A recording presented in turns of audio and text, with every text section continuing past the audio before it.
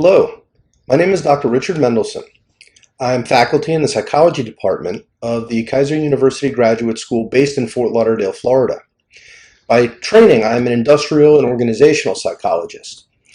My research spans the gamut, though. I have done research in medicine, diversity, equity, and inclusion, emotional intelligence, and political maltreatment in the workplace. It's a great pleasure for me to be with you today and to discuss evolutionary psychology, which is a course I was originally hired to teach. I enjoyed a great deal, and it brings me a lot of personal satisfaction because, as I'm going to explain in a moment, in this course we discuss subject matter that, in this day and age, most people, they shy away from the discussions about these topics because they're quite contentious. I just want to let you know I really appreciate each of you taking the time to be here with me today and to invite me into your class to share some of my knowledge about evolutionary psychology with you. So as we begin the exploration of evolutionary psychology, I just kind of want to provide a bit of a disclaimer. As I mentioned a moment ago, some of the subject matter that we teach in this course is quite contentious. Even within the field of psychology at large, there are many people who, on a moral level, simply disagree with what the data indicates and what the research tells us is reasonable and accurate truth about the way human beings behave. So I just want to say before I get started, to each of you, I'd like you to please just bear in mind, it is not my intention today to present any material that could be perceived as offensive. In fact, I'm going to do my best to ensure that I present the factual information in a manner that allows each of you to listen, to learn, and to form your own opinions about these topics through the process of critical thinking. In the event that something presented does feel offensive to you, I want to apologize in advance, and please know that as a scholar, it's my ethical obligation to present this information as it is, supported by the data and historical fact, without any preconceived notions, without any personal opinions, without bias, or without prejudice. So, again, I understand that some of these topics can be challenging to discuss because we have very strong personal feelings about a lot of these topics. But today we're going to be discussing only what the data, what the evidence indicates is true and factual about the field of evolutionary psychology. So in the interest of addressing this topic from a logical perspective, before we get into the specific topics that evolutionary psychology addresses, we really need to explore a minute and just have an understanding of what evolutionary psychology really is. How is it defined?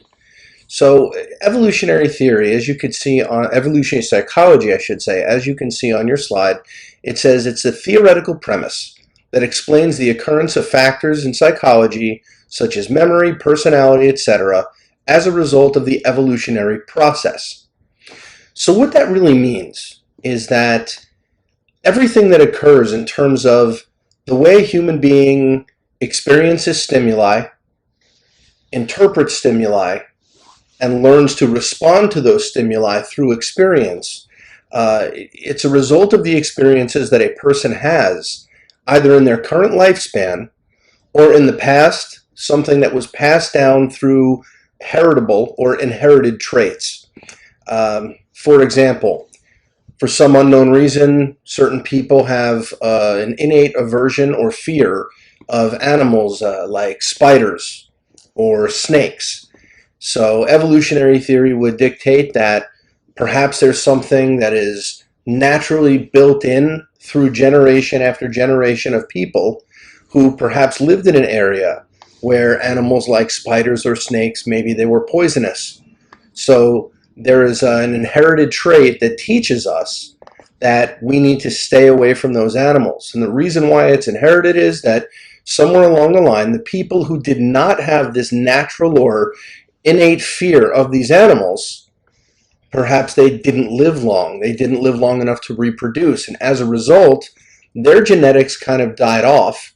Whereas the people who did have that genetically inherited trait to, force them to have a fear or an aversion towards these types of animals, they were able to survive and they were able to reproduce. So over time, the gene pool that people are drawing from as they select mates and reproduce, there are more people in that gene pool who have that inherited trait than there are who do not have that inherited trait. So let's take a look at these different aspects of psychology. Take, for example, the idea of memory. What is memory? Well, memory is we experience something, some form of stimuli. We interpret that stimuli. We then respond to that stimuli. And over time, as we have experience after experience, we find that some experiences are similar to things we've done before. And we find that some are new. Our brain processes, catalogs, and encodes these memories. And what that allows us to do is when we experience something in the immediate, in the moment, we are able to draw from our memory, from those prior experiences, to respond accordingly. So memory allows people to learn from those experiences. We store memories and we adapt our behavior in the present and in the future based on the things that the individual has learned. Take an idea like personality, for example. What is the evolutionary benefit or advantage of personality? Well, the personality that an individual has, it has a very deep impact on the way they relate to, engage with, influence, or even build a rapport with other people. For example, if you know someone who has a negative personality, someone who is not enjoyable to be around, someone who lacks humor, someone who's constantly dark and brooding, perhaps you don't want to be around that person. Their personality has done what's called putting you off. So personality allows an individual to engage with and influence other people. And this comes into play very, very deeply when we talk about things like the formation of alliances between people and groups, when we talk about mating opportunities, the availability of suitable mates, the choice of suitable mates. It influences social status. And it comes into play not just in the past, but in the modern day in terms of opportunities like business and policy creation. The way that we implement policies in society, within business organizations, the way we monitor behavior in our society, and the way that we interact with what we consider to be socially acceptable norms and mores with one another. So without the process of evolutionary psychology, evolutionary theory postulates that none of these things would exist within human beings because there isn't necessarily a biological adaptation, that would explain why memory is important or would explain perhaps why personality is important. But we as people inherently know that they do serve a purpose, sometimes multiple purposes. And what these things do is they allow human beings to just be better than we would be without them.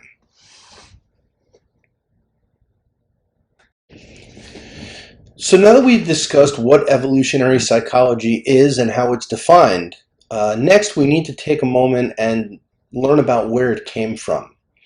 Now, if you've ever taken a science class in school as a child, I'm certain that you've probably heard of Charles Darwin. Now, Charles Darwin is a very important person in evolutionary theory. Notice I did not say evolutionary psychology theory. In evolutionary theory, Darwin is credited as the person who understood and recognized that in nature, organisms adapt for their own beneficence. They physically change over a number of generations so that they are better suited for their environment and for the demands that are placed upon them by that environment. Now, Charles Darwin is very, very well known. However, the person who began the whole zeitgeist of evolutionary psychology was actually Charles Darwin's grandfather. Charles Darwin's grandfather, his first name was Erasmus. Erasmus Darwin recognized in nature that not only do organisms physically adapt, but organisms learn from experience and adapt and change their behavior. So I'm not sure if you're aware of this, but in the field of psychology, when we talk about learning, we're not talking about a person who's able to remember things, as in 2 plus 2 equals 4, now you've learned what 2 plus 2 equals. In psychology, when we discuss learning, we view it from the perspective of learning means that you have adapted your behavior as a result of experiences. You have, in effect, learned from prior experience, and you now behave differently. That concept started with Erasmus Darwin. So Erasmus Darwin is kind of like the founding person in evolutionary theory. Now, in the curriculum of modern-day science classes, you as students are taught all about Charles Darwin, and he was incredibly important to evolutionary theory, but his work did not originate with him. It's important to note that the idea for his work, or the foundational elements of his work, began with his grandfather Erasmus. So, while Charles Darwin is very well known and very widely lauded for his work with evolutionary theory and for understanding the physical evolution of organisms across generations occurs, Erasmus was really the origin of the idea that behaviors evolve too. So Erasmus, he saw in the natural world around him organisms learning through experience and adapting their future behavior based on those experiences.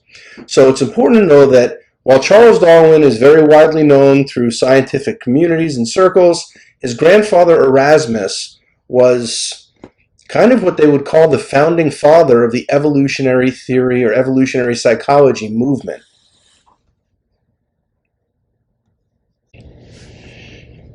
After Erasmus Darwin, one of the most important contributors to evolutionary theory and evolutionary psychology is Sigmund Freud. Now, some of you may be aware Sigmund Freud is widely considered the face or father of modern psychology. However, he's also considered the father of modern evolutionary psychology. Freud recognized pretty early on in his work that human behavior is malleable. It can be shaped, it can be twisted, it can be molded, it can be changed, it can be improved, and it can be learned over time. And this happens through experiences. So Freud's recognition of the fact that human behavior was malleable and could be changed over time, it really just kind of thrust open the gates for the acceptance of things like learning and memory and behavioral adaptation to be recognized as legitimate theories. Prior to this, people believed that personality was rather solid, solidified, crystallized by a certain age. You were who you were. You were never going to change. Growth and development of who you were as an individual simply was not possible. And that's just the way that it was. Freud recognized that this was a fallacy. He recognized that change and improvement and human growth in terms of emotional development and emotional maturation was in fact possible. So as a result of Sigmund Freud's work, evolutionary psychology and evolutionary theory became part of the modern lexicon. It became part of what was widely accepted within the field of psychology because of the work that Freud did. So Sigmund Freud, as I stated, is credited as the pioneer of modern evolutionary theory, and because of the fact that a number of his most widely respected theories include what we would call Darwinian notions, or things that were rooted in the work of Erasmus Darwin in terms of his understanding of behavior and his recognition that behavior could change. When we take Freud's work and we apply it to the many different topics of psychology, these things that were influenced in terms of what we know, these theories that evolved from that edition of Freud's work, they morphed into what we would call modern evolutionary theoretical constructs and frameworks. So, without Sigmund Freud's work, without the pivotal recognition of the fact that evolutionary theory is applicable to other fields of psychology, because really all fields of psychology deeply relate to human behavior, without that happening, we really wouldn't have had an evolutionary psychology specialization. We wouldn't have anyone who studied it any deeper than saying, oh, well, behavior can change. Freud is one of the people who's credited with opening the door for that type of really important research to occur.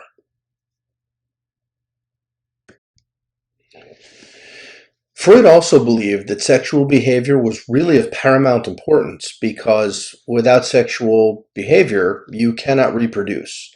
And reproduction, as I stated earlier, is really the cornerstone of evolutionary psychology, is that people are going to behave in ways that allow them to find suitable mates and reproduce so that their genetic material can be propelled forward into infinity, into the next generation of human beings throughout time. So Freud, he believed that sex was made pleasurable so that people would choose to engage in that activity. He also believed that in order to experience pleasure, the organism must have the ability to survive and to succeed on a daily basis in terms of finding food and shelter and clothing, as well as, of course, a suitable mate who was willing, to engage in sexual activity. Freud, of course, turned to the earlier work performed by both Charles and Erasmus Darwin, and he recognized that they were correct when they asserted that the strongest specimens amongst the species are the ones who are going to survive. And of course, if you are able to survive, you are then, of course, able to propel your genetic material forward into the future. With that in mind, you see there's an illustration of a family tree. You will see that from one generation to the next, each group of people, they most likely faced different challenges. However, they had to be resourceful, and they had to learn to overcome those challenges. Otherwise, they would not have been able to survive. And of course, if they couldn't survive, they simply would not have had the opportunity to find a suitable mate and to reproduce with the future generations of their family in mind. As Freud believed that mating and reproduction were paramount to people moving forward and propelling their genetic materials forward through time, evolutionary psychology addresses the topic of mating strategies through both male and female eyes. Please note, one of the more contentious topics that evolutionary psychology addresses is the idea of same-sex relationships. I know that different places in the world, there are different laws that govern same-sex relationships. What we're going to focus on here today is the fact that from the perspective of evolutionary psychology, same-sex relationships are explained that because those who mate with people of the same sex are not going to lead to biological reproduction, oftentimes people involved in same-sex relationships or same-sex mating behaviors will actually still serve a role within a family in terms of helping to propel their genetic materials forward, due to the fact that they're often very involved in the raising of relatives' children, like nieces, nephews, and other younger relatives. So as they help to nurture those younger relatives, they're contributing to the perpetuation of their own genetic lineage, as their genetics are also part of those relatives' bloodlines.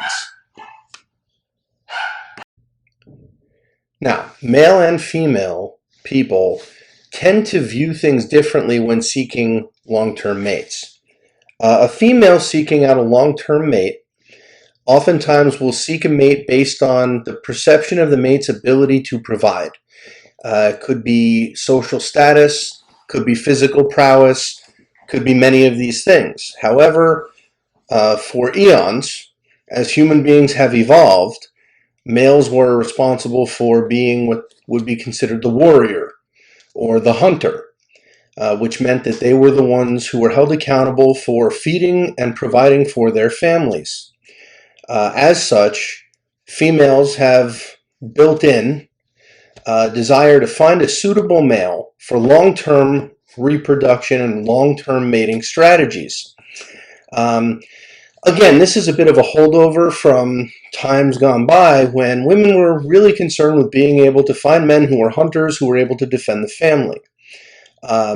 Nowadays, men don't often hunt for food the way that they did in years gone by, but they certainly hunt for financial rewards. And financial rewards, well, those definitely translate to a man having the ability to feed his family. In addition, women these days tend to be earning larger paychecks in modern times than they did in the past. They're employed in leadership roles in organizations. They are, some of the most productive members of the workforce these days are women. So with that in mind, there's kind of a societal shift towards women who are seeking mates based on characteristics other than finances, such as personality traits like kindness, empathy. So of course, this takes time to filter through the process of behavioral change from one generation to the next. Males tend to look at things differently when they're seeking out a long-term mate. Men tend to be a lot more visual in terms of the way that they select women that they believe are suitable as long-term mates. They tend to look at a subconscious level for things like facial features and symmetry, shoulders to hips to waist ratio, matches the golden ratio found in nature. So the golden ratio is a mathematical concept that goes back to ancient Greece and Rome. But the reason that men seek it is not only because men consider this golden ratio proportion to be physically attractive, but on a subconscious level, it is also an indicator of physical health and suitability for producing and rearing offspring.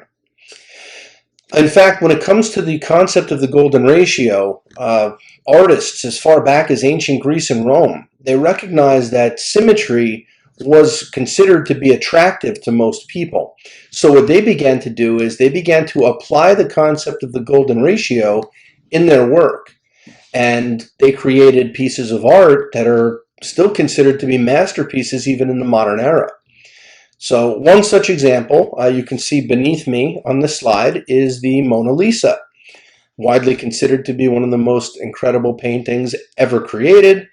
But the grid lines are superimposed over the picture that you see because I wanted to be able to demonstrate to you that the subject of this painting was presented by the artist who clearly implemented the golden ratio into his work.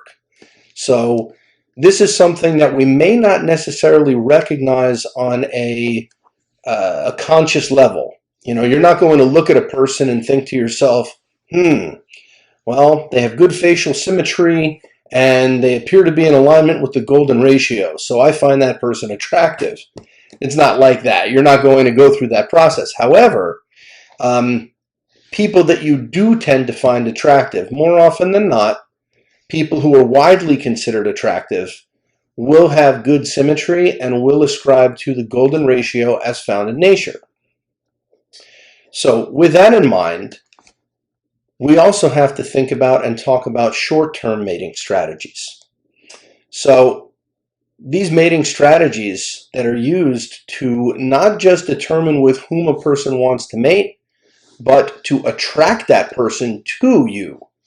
So when it comes to short-term, these mating strategies are quite different than long-term.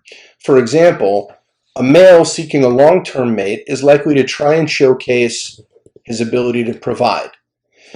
That can be done through ornamentation, the types of clothing that a man wears, types of jewelry, the car that he drives, the home that he lives in, the material things that he possesses. For a woman who wants to showcase that she is of good quality, of good health in terms of being able to rear and raise children, is also likely to engage in what's called ornamentation, wearing different types of clothing, wearing different types of jewelry that are designed to accentuate different areas of their bodies in order to make them more attractive to men at that period of time, particularly in women who are of childbearing age. When ovulation is occurring, the woman is more likely than not going to engage in more ornamentation and more likely to engage in presenting herself in a way that's going to draw more physical attention to her assets in order to attract a more suitable long-term mate. Short-term mating is quite different. Short-term mating strategies, there's not a desire to reproduce. There's not a desire to have or engage in a long-term relationship with this individual. Short-term mating strategies are really driven by what Freud noted about people, which is that human beings tend to engage in the act of sexual activity not just for reproduction, but also for recreation and enjoyment. And with this in mind, men who are looking for short-term mating, well, they don't need to necessarily be able to demonstrate that they can provide for a family, but they do want to accentuate what women consider to be physically attractive traits. And in doing so, they are out and they are looking for that short-term sexual gratification. Typically, what women look for in men physically is a relatively lower level of body fat, good hair, good teeth, because these indicate good health, typically good muscle tone, which indicates good physical form and stamina. And when men look for women who are, when the men are looking for short-term mating experiences with women, they tend to focus much more on appearance than they do when they're seeking a long-term mate. Because a long-term mate may be reasonably attractive, in good health, maybe less physically attractive than a woman who they seek for short-term mating. But the difference is the woman that they're focusing on for long-term mate retention, that's the person with whom they want to have offspring. That's the person who they believe is going to be a good mother to their children. When it comes to the idea of short-term mate selection, men are looking for women who are perhaps more physically attracted to them and whose shape and form indicates that in all likelihood they're going to be able to engage in a more physically satisfying sexual encounter.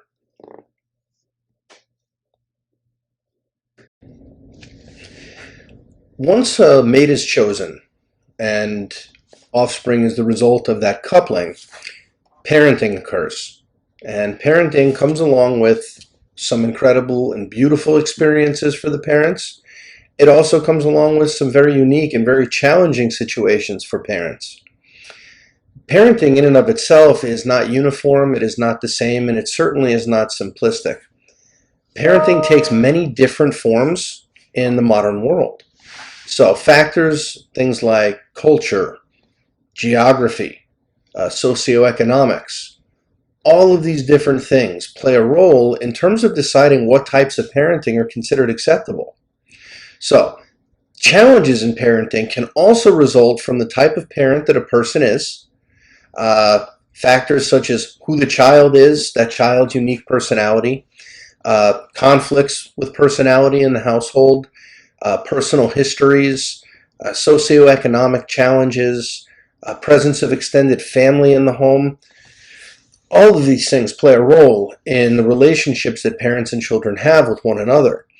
On its best day, parenting is a challenge because children are wonderfully unpredictable.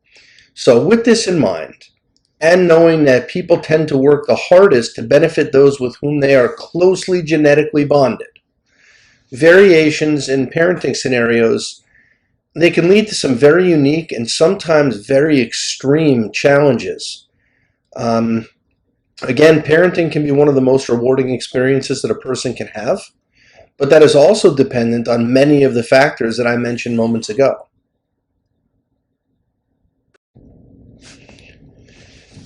Biological parents are the least likely to experience any challenges during the act of parenting, but there are still cases, and oftentimes they are pretty widely publicized, in which parents reach a point where they they do the unthinkable. They take the life of their own child. In most of these cases, the child is quite young.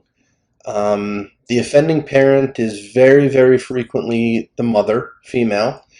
Um, Other offenses that are associated with this can include horrible neglect, abuse, and everything leading up to the act of murder.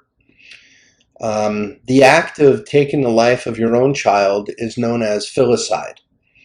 Now, these types of things, unfortunately, they do occur, and one of the most notable acts of filicide occurred in the United States of America. I believe it was summer of 2001. There were two victims, and the two victims included a 3-year-old boy and his brother, who was a 14-month-old toddler. The person who committed the atrocity was their own mother. Her name was Andrea Yates. Andrea Yates woke up one morning and decided that she was going to drown her two boys. She waited until her husband went to work. She committed the murders in a bathtub in her home. Then she loaded the two boys into her car and drove her car into a canal. She got out of her car in the canal, and in case you're not sure, it's a body of water. She claimed for some time that someone had stolen her car from her with her boys in it. And when this happened, people, of course, were looking for the person she claimed who did this. Unfortunately, it turned out that she had murdered her boys. She was put on trial through the legal system here in the United States. Initially, at her trial, she was found guilty. She appealed and claimed that she was insane, at which point her sentence was changed. She was actually committed to a mental hospital as a result, and I believe she is still there today. Oftentimes when parents end the life of their own child, it's not only just a biological parent. In fact, as the degree of biological relatedness decreases, meaning as you become less biologically related, the risk of abuse and murder of the child increases. So ultimately, out of all the different types of parenting, the statistics tell us that a biological parent is the least likely type of parent to commit an offense like this. After that comes a step parent, meaning someone who is in a house with a biological parent as a new romantic partner. After that, you have adoptive parents. These are people who are not biologically related to the child, but who choose to legally adopt that child and raise him or her as their own. And then you have a foster parent. Foster parents are not biologically related to the child, and they are not legally bound to raise that child. Foster parents typically open their homes to kids in need, and the kids are there for a temporary amount of time until they end up getting to a point where they're either old enough to do what's called aging out of the system, or until they are adopted by a long-term family who wants to open their home to them.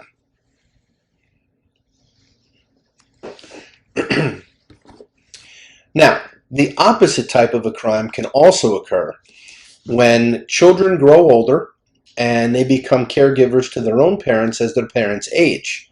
So there are times in which the act of providing care for an aging parent can become overwhelming, and unfortunately, sometimes people choose to take the life of their aging parent. Oftentimes, there are other motives involved, things like monetary inducements, inheritance, things of that nature. However, one of the most widely publicized cases of killing both parents, which is called it's called parenticide, occurred in the state of Florida in the United States of America, and it was the case of two young men named Eric and Lyle Menendez. The Menendez brothers brutally murdered their two parents, their father Jose and their mother, whose nickname was Kitty Menendez.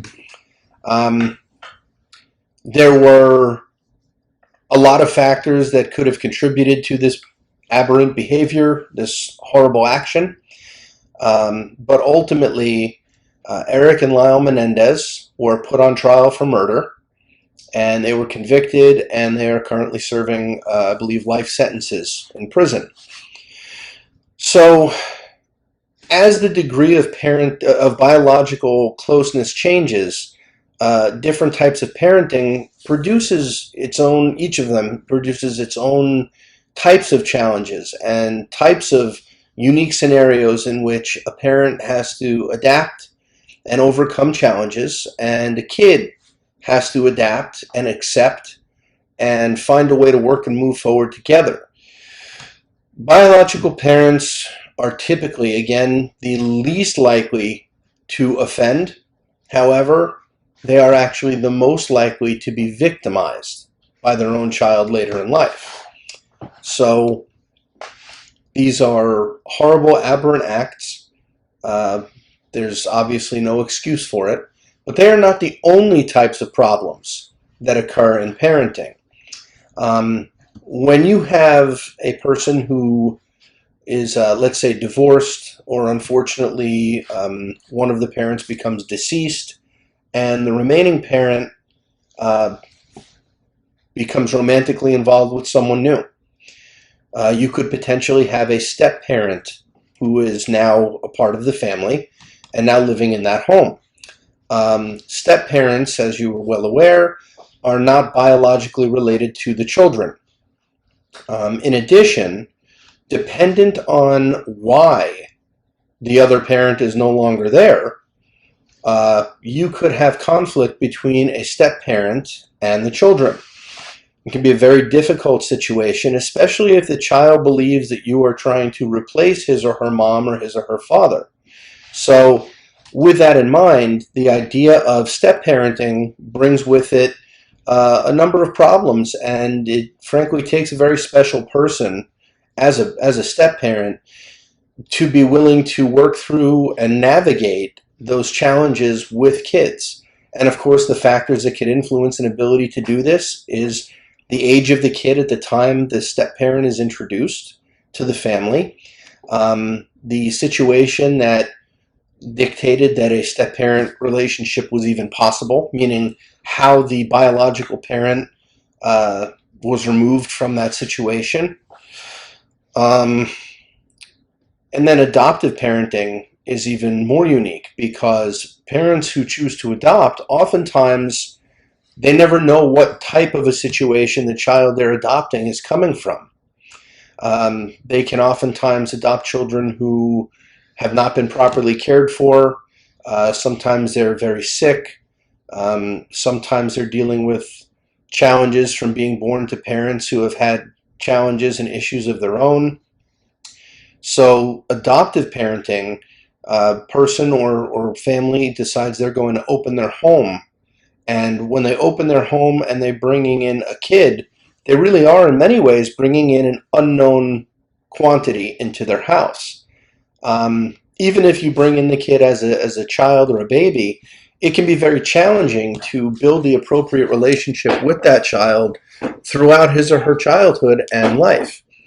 And again, it takes some very special people to be willing to take those risks and to do that work and to open up their home and their hearts to children in need.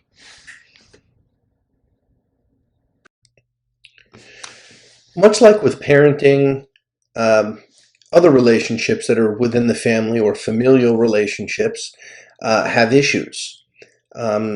Typically, what you will see is that as the biological closeness between relatives decreases, the issues of kinship tend to increase.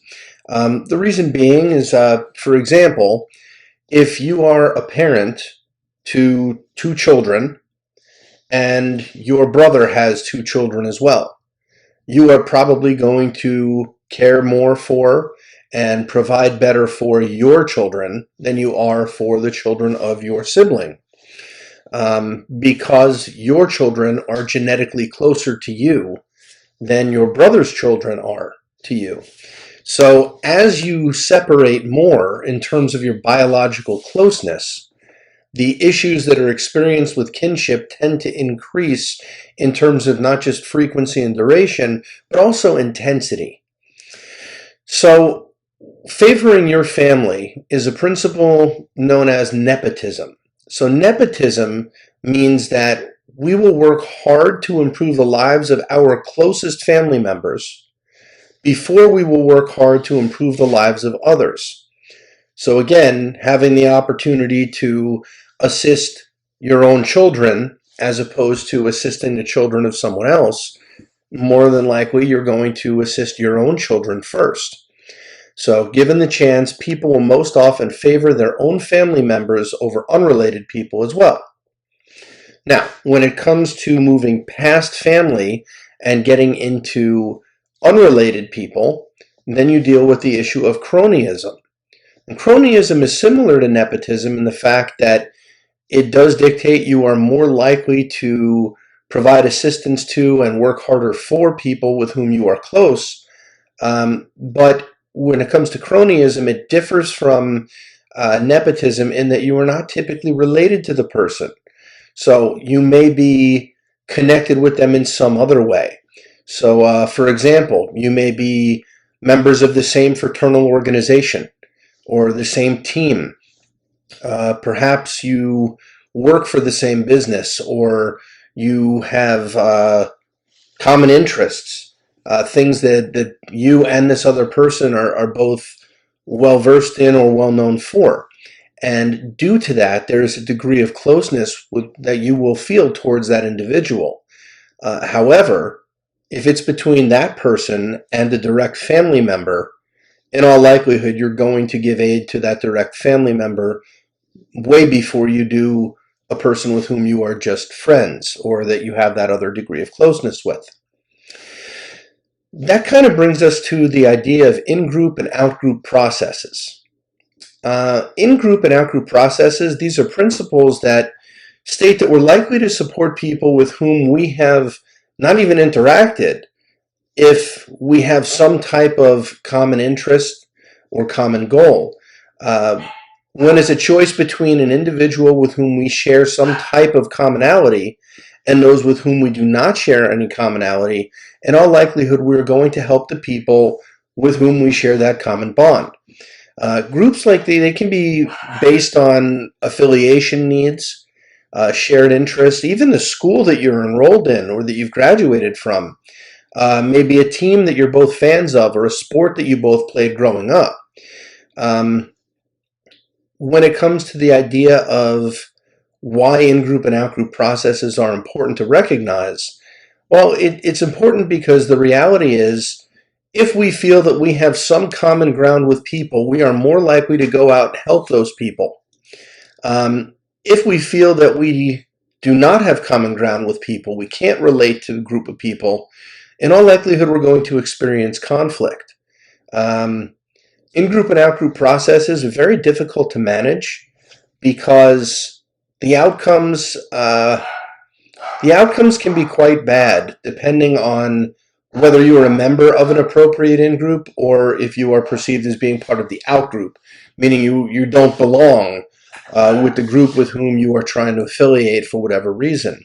If and when this happens, it often results in concepts that we're going to discuss in the second half of this I guess, miniature lecture series for evolutionary psychology, when we talk about ideas like warfare, aggression, and conflict.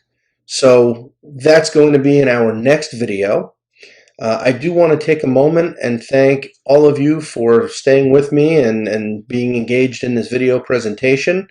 I really appreciate you taking the time, and I appreciate you allowing me into the classroom and giving me the opportunity to have a positive impact on Kaiser University students, in our China campus. So thank you very much for having me with you today. I wish each of you the best, and I look forward to seeing you for the second part of this lecture. Bye for now.